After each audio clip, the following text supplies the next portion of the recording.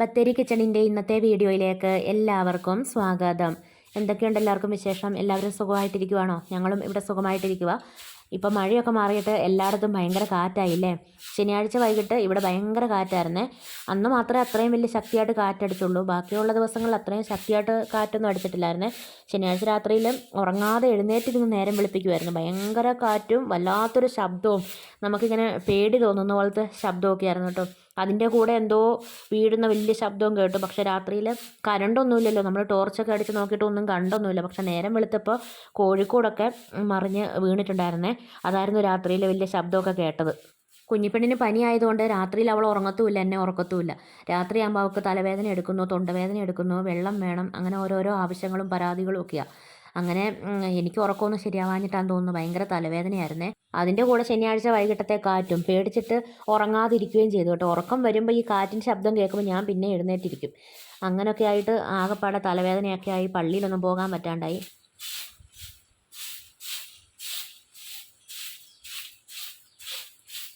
അക്കു രാവിലെ പള്ളിയിൽ പോയി. ഞാൻ രാവിലത്തേക്ക് ചപ്പാത്തി ഉണ്ടാക്കിയിട്ടുണ്ടായിരുന്നു. പിന്നെ കുറച്ച് ബീഫ് ഇരിപ്പുണ്ടായിരുന്നു, അതൊക്കെ ചൂടാക്കി ചായയൊക്കെ വെച്ച് രാവിലത്തെ ചായ കൂടിയൊക്കെ കഴിഞ്ഞു. പിന്നെ മുറ്റമൊക്കെ അടിച്ചു വാരിയൊക്കെ ഇട്ടു. പിന്നെ കോഴിക്കോടൊക്കെ മറിഞ്ഞു വീണെന്ന് ഞാൻ പറഞ്ഞില്ലേ, അതൊക്കെ ഇനിയിപ്പോൾ ശരിയാക്കി വെക്കണം. ചേട്ടായി ലീവാട്ടോ, അപ്പോൾ ഞാനും ചേട്ടായും കൂടെ അതൊക്കെ ഒന്ന് നീക്കിയിട്ട് അടിഭാഗമൊക്കെ ഒന്ന് വൃത്തിയാക്കിയിട്ട് വേണം കോഴിക്കോട് എടുത്ത് ഇങ്ങോട്ട് വെക്കാൻ വേണ്ടിയിട്ട്. അപ്പോൾ കോഴിക്കോടിൻ്റെ മുകളിലുള്ള എല്ലാ സാധനങ്ങളും താഴത്തേക്ക് ഇറക്കി വെക്കുവാണേ ചേട്ടേ.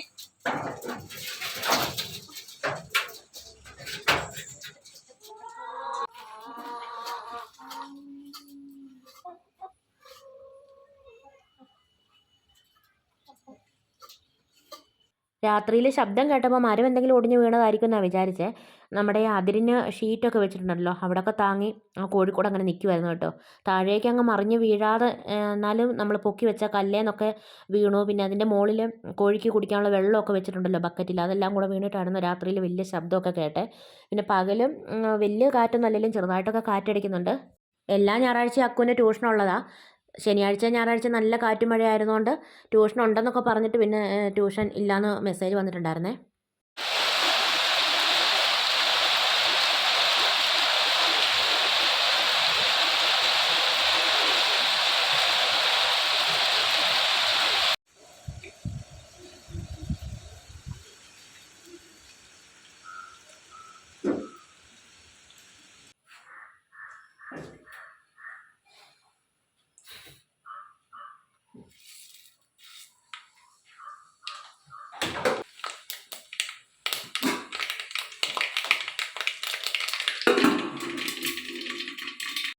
കോഴിക്കോടിൻ്റെ അടിഭാഗമൊക്കെ വൃത്തിയാക്കി കല്ലൊക്കെ വെച്ച് കോഴിക്കോടൊക്കെ അതിന് മുകളിൽ കയറ്റിയൊക്കെ വെച്ചു. നമ്മൾ കല്ല് വെച്ച് കോഴിക്കോട് വെച്ചില്ലെങ്കിൽ പട്ടി എന്തെങ്കിലും വന്ന് കോഴിയുടെ കാല് അല്ലെങ്കിൽ മരപ്പട്ടിയോ അങ്ങനെ എന്തെങ്കിലും വന്ന് കോഴിയുടെ കാല് മുറിച്ചുകൊണ്ട് പോകും കേട്ടോ, കടിക്കും.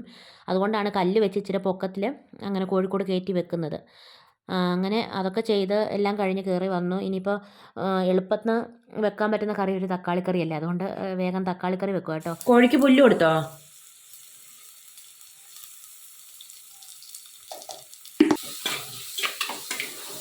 കുഞ്ഞിപ്പെണ്ണേ, വെള്ളം കുടിച്ചോ? പഴം പുഴുങ്ങിയത് വേണോ? എന്നാ ചോറുണ്ണാ.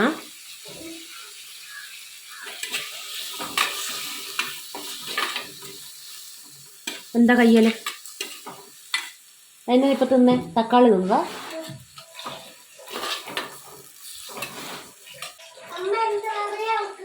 തക്കാളിക്കറി. കറിക്കുള്ള തേങ്ങ ഞാൻ കുറച്ച് ചൂടുവെള്ളം ഒഴിച്ച് അരച്ചത്, അല്ലെങ്കിൽ തണുപ്പായതുകൊണ്ടേ ഇങ്ങനെ അരയാതെ തേങ്ങ ഇങ്ങനെ പീരയായിട്ട് എണ്ണയൊക്കെ തെളിഞ്ഞ് മുകളിൽ ഇങ്ങനെ കിടക്കുകയല്ലേ, അതുകൊണ്ട് കുറച്ച് ചൂടുവെള്ളമൊക്കെ ഒഴിച്ചിട്ട് അരച്ചെടുത്തിട്ടുണ്ട് തേങ്ങയൊക്കെ. ഒരു നാടൻ കറി ആയതുകൊണ്ട് ഞാൻ മൺചട്ടിയിലാട്ടോ കറി വെക്കുന്നത്. എണ്ണ ഒഴിച്ച് സവാളയും പിന്നെ പച്ചമുളകും എല്ലാം വഴറ്റുന്നുണ്ട്. കറിവേപ്പിലയും പിന്നെ വറ്റൽമുളകും ആദ്യം ഇടണമായിരുന്നു, അത് ഞാൻ മറന്നുപോയി കേട്ടോ. എന്നിട്ട് സവാളയും പച്ചമുളകും ഇട്ട് വഴറ്റുന്നുണ്ട്, ഉപ്പൊക്കെ ചേർത്തു, പിന്നെ തക്കാളിയൊക്കെ ചേർത്ത് കൊടുക്കുന്നുണ്ട്. അത് കഴിഞ്ഞിട്ടാണ് ഞാൻ വറ്റൽമുളകും കറിവേപ്പിലയൊക്കെ ഇട്ട് കൊടുക്കുന്നത്. പിന്നെ തേങ്ങായും ഒരു 3 വറ്റൽമുളകും പിന്നെ 2 അല്ലി വെളുത്തുള്ളിയും കുറച്ച് ജീരകവും എല്ലാം കൂടെ അരച്ച് വെച്ചിട്ടുണ്ട്. കറണ്ട് വന്നപ്പം അരച്ച് വെച്ചത് കേട്ടോ, തിരക്ക് വെച്ച് വീഡിയോ എടുത്ത്. തിരക്ക് വെച്ച് അരച്ചത് കൊണ്ട് മഞ്ഞൾപ്പൊടി ചേർക്കാൻ മറന്നുപോയായിരുന്നു. അപ്പോൾ ലാസ്റ്റ് കുറച്ച് മഞ്ഞൾപ്പൊടിയും കൂടെ ചേർത്തിട്ട് ഒന്ന് കറി തിളപ്പിച്ച് എടുക്കുന്നുണ്ട്. ആ തേങ്ങയുടെ പച്ചമണമൊക്കെ പോകണമല്ലോ.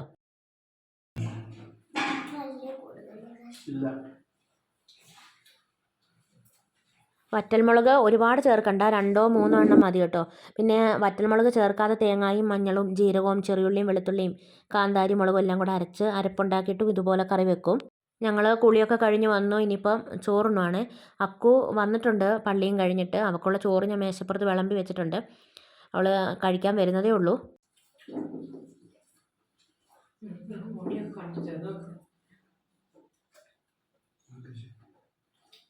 കുഞ്ഞിപ്പെണ്ണിന് പനി ആയതുകൊണ്ട് ഇപ്പോൾ തലയൊന്നും അങ്ങനെ കഴുകുന്നില്ലല്ലോ. അപ്പോൾ തലമുടിയൊക്കെ ഏതാണ്ടൊക്കെയോ പോലെ ഇരിക്കുന്നതൊക്കെ ഞാനിങ്ങനെ പറയായിരുന്നു കേട്ടോ. പിന്നെ കുറച്ച് മീൻ കറി ഇരിപ്പുണ്ടായിരുന്നു, കുറച്ച് ബീഫ് കറി ഉണ്ടായിരുന്നു, പിന്നെ തക്കാളിക്കറിയും, പിന്നെ അച്ചാർ വേണ്ടവർക്ക് അച്ചാറൊക്കെ ഉണ്ട്. ചോറ് ചൂടോടെ കഴിക്കാൻ വേണ്ടിയിട്ട് ഞാൻ ഉച്ചയാകാറായപ്പോഴാട്ടോ വെച്ചത്. അതുകൊണ്ട് രാത്രിക്കത്തേക്കും കൂടെ ചോറ് വെച്ചിട്ടുണ്ട്. ഇനിയിപ്പം രാത്രിയിൽ ഒന്നും ഉണ്ടാക്കണ്ട. ഇനിയിപ്പോൾ ഞാൻ ഒരു പേഴ്സണലായിട്ടുള്ള കാര്യം പറയാം കേട്ടോ. നമ്മൾ വീഡിയോ കാണുമ്പോൾ ലൈക്ക് ചെയ്യുന്ന കൂടെ തന്നെ നമുക്ക് ഹൈപ്പ് ചെയ്യാനുള്ളൊരു ഓപ്ഷനും കൂടെ ഇപ്പോൾ ഉണ്ട് കേട്ടോ. അപ്പോൾ ലൈക്ക് ചെയ്യുമ്പോൾ തന്നെ ഹൈപ്പ് എന്നൊരു ഓപ്ഷൻ വരും. ഇനിയിപ്പം അങ്ങനെ അല്ലാതെയാണെങ്കിൽ ഇതുപോലെ കമൻറ്റ് ഒരു ഭാഗം ഇങ്ങനെ വലിക്കുമ്പോൾ നമുക്ക് ഹൈപ്പ് എന്ന് വരും കേട്ടോ. അപ്പോൾ ഞാൻ ഈ വീഡിയോയിൽ കാണിക്കുന്ന പോലെ ചെയ്താൽ മതി. അപ്പം നമ്മുടെ കൂട്ടുകാർ ലൈക്ക് ചെയ്യുന്ന കൂടെ തന്നെ ഹൈപ്പും കൂടെ ചെയ്യാൻ പറ്റുമെങ്കിൽ ഇങ്ങനെ ഒന്ന് ചെയ്യണം കേട്ടോ.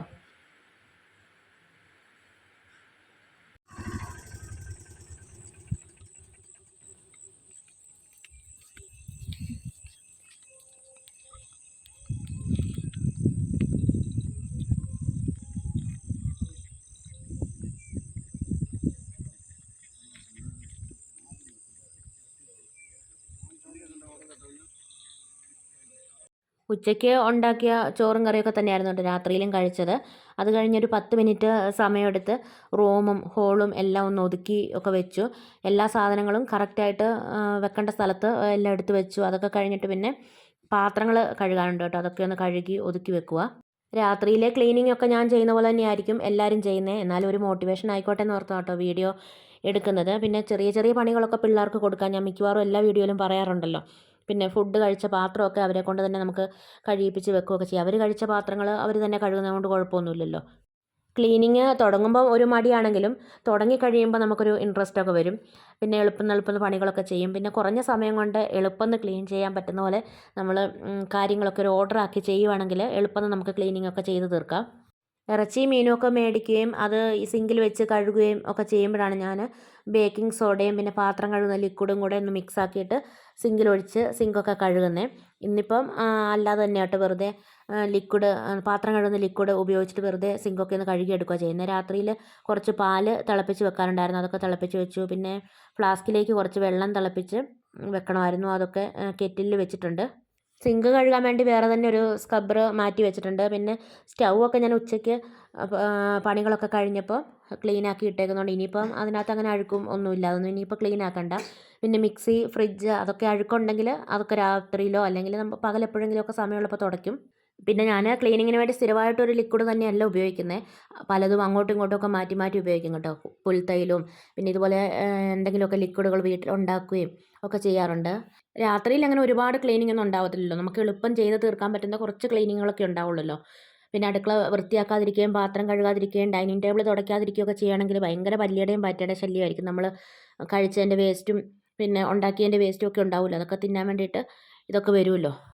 ഇന്നത്തെ വീഡിയോയും വിശേഷങ്ങളൊക്കെ ഇവിടെ നിർത്തുകയാണ്. വീഡിയോ കണ്ട് ഇഷ്ടമാവുകയാണെങ്കിൽ സബ്സ്ക്രൈബ് ചെയ്യാനും ലൈക്ക് ചെയ്യാനും ഷെയർ ചെയ്യാനും കമൻറ്റ് ചെയ്യാനൊന്നും മറന്നു പോകരുതേ. നാളെ പുതിയൊരു വീഡിയോയുമായി നമുക്ക് വീണ്ടും കണ്ടുമുട്ടാം.